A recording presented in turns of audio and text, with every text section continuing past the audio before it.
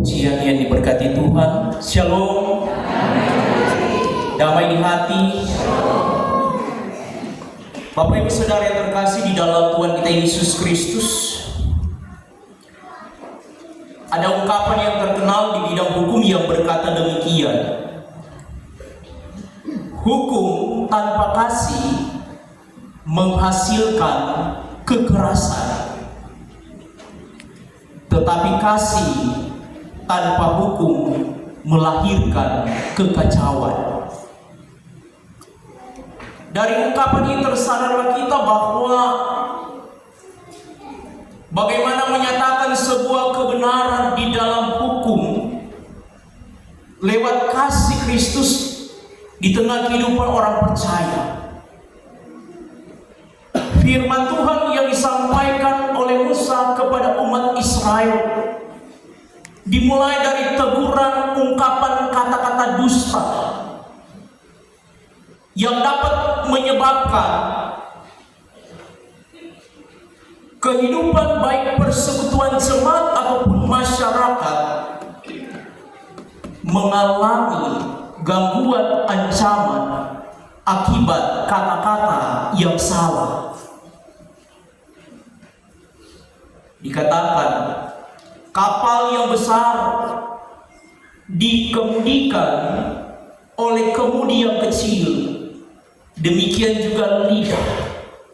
Lidah yang kecil ini jika salah dalam menyampaikan kata-kata akan dapat merusak persekutuan kehidupan keluarga, jemaat dan masyarakat. Dan hal ini telah terjadi Bapak Ibu Saudara. Kita melihat sebuah kenyataan yang terjadi di akhir-akhir ini yang teralami dalam kehidupan bangsa negara Indonesia, di mana kita lihat demonstrasi di mana-mana yang bukan hanya melakukan demonstrasi, tetapi juga telah melakukan penjarahan dan pencurian. Itu disebabkan karena apa? Karena tidak bijak dan salah dalam berkata-kata. Ada dampak yang teralami dan terjadi. Itu berarti jika ada akibat, berarti ada sebab yang nyata di dalam hidup. Dan ini ditegaskan oleh Musa agar supaya di dalam persekutuan kehidupan umat Israel mereka harus mampu menjaga kata-kata mereka agar kiranya hidup mereka dapat teratur, tentram dan ada kedamaian di dalamnya.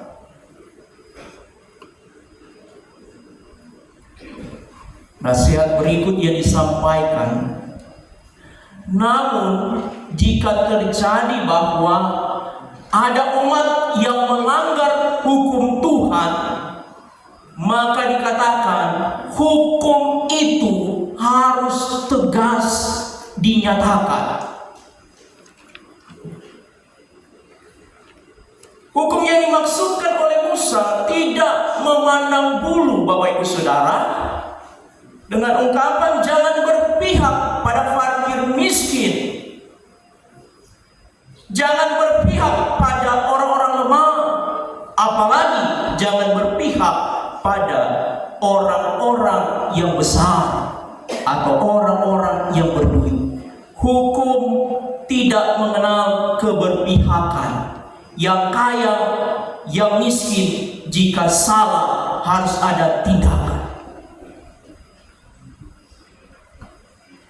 Dikatakan bahwa dalam hukum kehidupan umat Israel dalam perjanjian lama ada dua dosa yang tidak dapat diampuni. Dalam arti kata, hukum Taurat menyatakan mata ganti mata, gigi ganti gigi, nyawa ganti nyawa. Itu secara tegas disampaikan. Jika ada yang berzina, dihukum dengan rajam batu sampai mati. Jika ada yang membunuh, dihukum mati. Dan itu dilaksanakan. Namun dalam konteks kehidupan kita saat ini yang hidup dalam kasih karunia yang telah dinyatakan oleh Yesus Kristus, maka kita pun diajak untuk merenung bagaimana menyampaikan hukum Tuhan dalam situasi kehidupan lewat persekutuan jemaat. Ada sebuah kisah, Bapak Ibu Saudara. Di sebuah desa ada seorang raja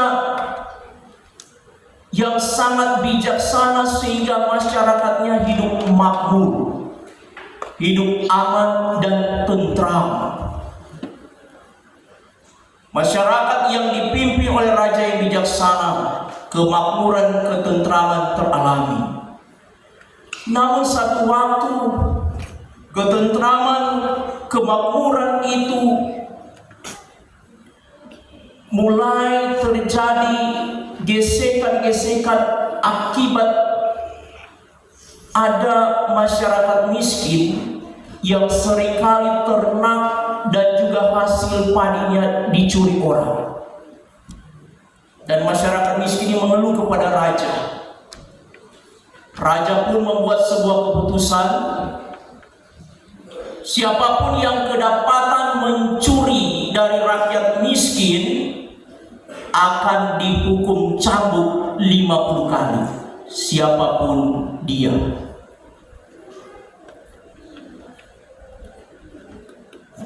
Raja pun menyuruh untuk menyelidiki siapa pencuri itu. Setelah diselidiki kurang lebih 1 minggu, didapatilah ada seorang anak muda yang sudah mencuri.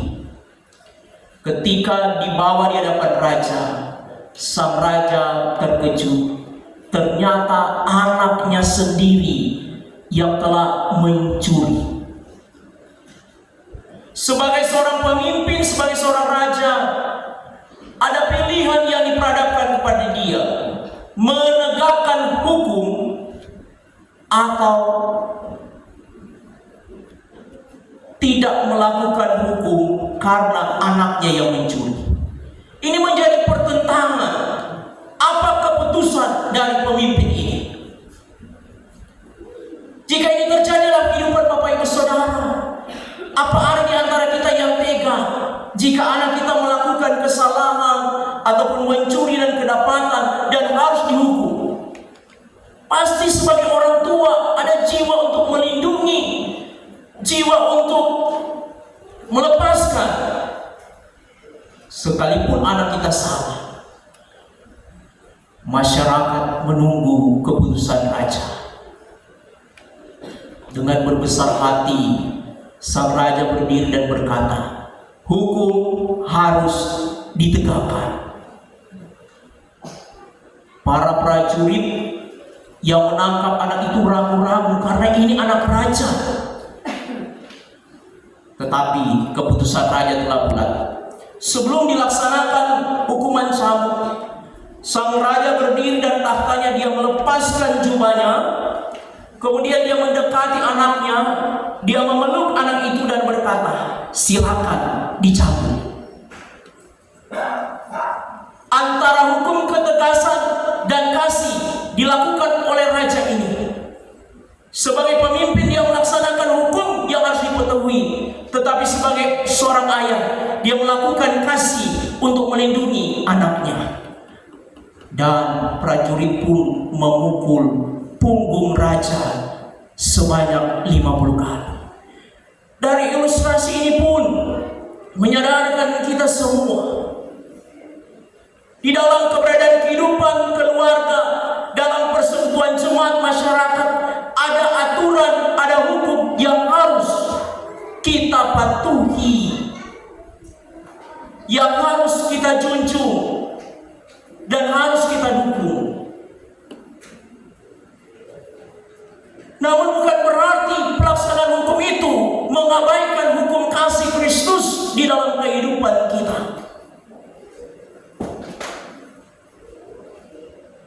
Dalam realita, dalam kehidupan setiap pribadi, Bapak Ibu Saudara, siapa di antara kita yang tidak pernah melakukan dosa? Siapa di antara kita yang tidak pernah melakukan kesalahan? Tetapi apakah pantas kesalahan yang dosa yang dilakukan oleh saudara-saudara kita kemudian itu dibesar-besarkan oleh orang yang menyebutnya orang percaya, orang Kristen, dengan mengatakan, oh itu kesalahan dia, itu kesalahan anak-anaknya, sehingga seolah-olah perkataan kita menghakimi keluarga saudara kita dan memposisikan diri kita paling benar, seolah-olah kita adalah hakim yang benar. Jika memang masih dapat ditoleransi, jika memang benar masih bisa untuk diperbaiki, mengapa kita tidak merangkul? Mengapa kita tidak mendamaikan agar supaya terjadi kedamaian, kebahagiaan di dalam hidup? Itu dilanjutkan lewat hukum yang disampaikan oleh Musa. Sekalipun engkau membenci saudaramu, berselisih dengan dia, tapi jika ada ternaknya yang tersesat, kembalikanlah. Jika ada keledainya yang rebah karena barang-barang yang di atas, dikatakan tolonglah dan nyatakanlah belas kasihan. Dan ini yang sangat sulit, Bapak Ibu Saudara, belas kasihan yang teralami dan kita nyatakan dalam hidup orang percaya. Karena jika hati pikiran telah dikuasai oleh kebencian, maka hati nurani dan belas kasihan pun dikesampingkan. Bagaimana jika hal itu terjadi kepada diri kita ataupun keluarga kita? Tindakan anarkis yang dilakukan oleh saudara-saudara kita lewat penjarahan dan pembakaran menjadi sebuah perenungan di dalam hidup kita. Kesalahan dan dosa sebesar apakah yang telah dilakukan sampai harus menanggung beban seberat itu? Ini juga menjadi gambaran dalam kehidupan orang percaya untuk bagaimana menyatakan kebenaran Kristus tanpa memihak, tetapi juga ada belas kasihan yang menjadi tanda kita orang percaya, orang Kristen. Bapak Ibu Saudara yang terkasih di dalam Tuhan kita Yesus Kristus, situasi keadaan yang kita alami juga di dalam hidup kita. Pernah juga mungkin kita mengalami situasi yang buruk, yang terkadang bukan kesalahan kita, tapi ada orang-orang yang mencari kesalahan kita untuk membenarkan diri sendiri. Apa sikap iman kita? Membalas atau mengampuni? Ini menjadi pilihan dalam kehidupan Bapak Ibu Saudara. Jika kita membalas, itu berarti kita memposisikan diri, menempatkan diri sebagai orang yang tidak benar. Tetapi jika kita mengampuni, kita memposisikan diri sebagai orang yang benar. Nanti Tuhan yang akan menghakimi orang-orang yang menghakimi kita. Amin.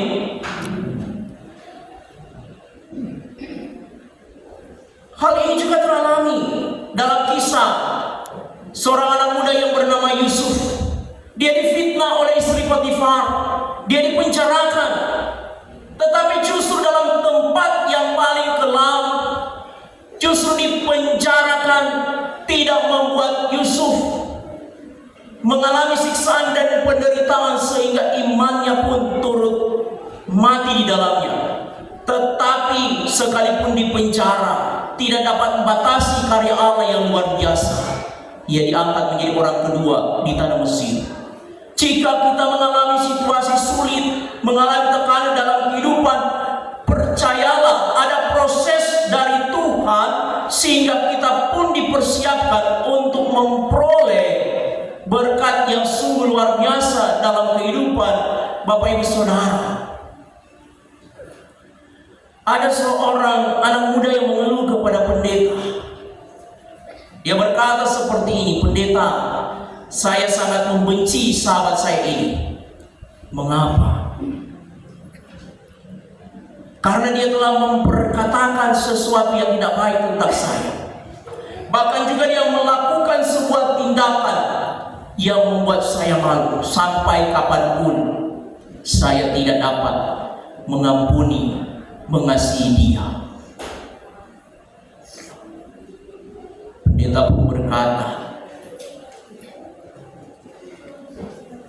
jika Tuhan bersikap hal yang sama denganmu, jika Tuhan tidak mengampuni segala dosamu, apakah engkau akan memperoleh keselamatan?